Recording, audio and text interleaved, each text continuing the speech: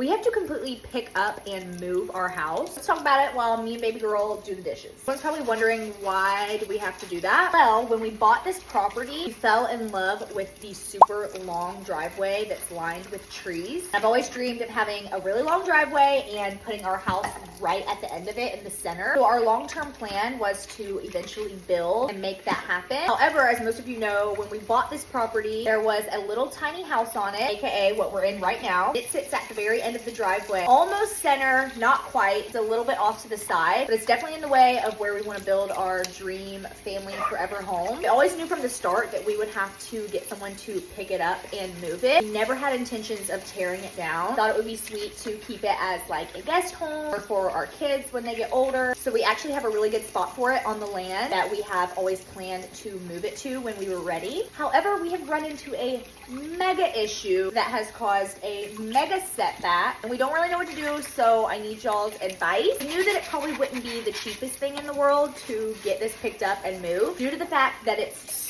super tiny and that we only need it moved like maybe 300 yards. Like, you don't have to get out on the main road or anything. It's literally just like the next field over on our land. We just thought that maybe it would not cost as much as it typically would if someone was getting like a huge home moved and they had to get on the interstate and on the road. So we decided to start getting some quotes, and that is where I was completely shocked when I tell you that the quotes that we got back were far more than I could have ever imagined. I'm not gonna say numbers, and it's not like we were oblivious to how much it would cost, or maybe we were, but just trust me when I say expensive. Like I said, we were definitely prepared to have to pay, but nowhere near prepared for these prices. So I've been very upset. We've been trying to consider all of our options, and really the big option would be to have to tear this thing down, find somewhere else to live while our house got built, and move back out here, which literally makes me want to cry. I'm a very sentimental person. It's just like so special because it's what we lived in when we first moved out here. We have so many memories, and it would just kill me to have to tear it down. However, I understand that we could literally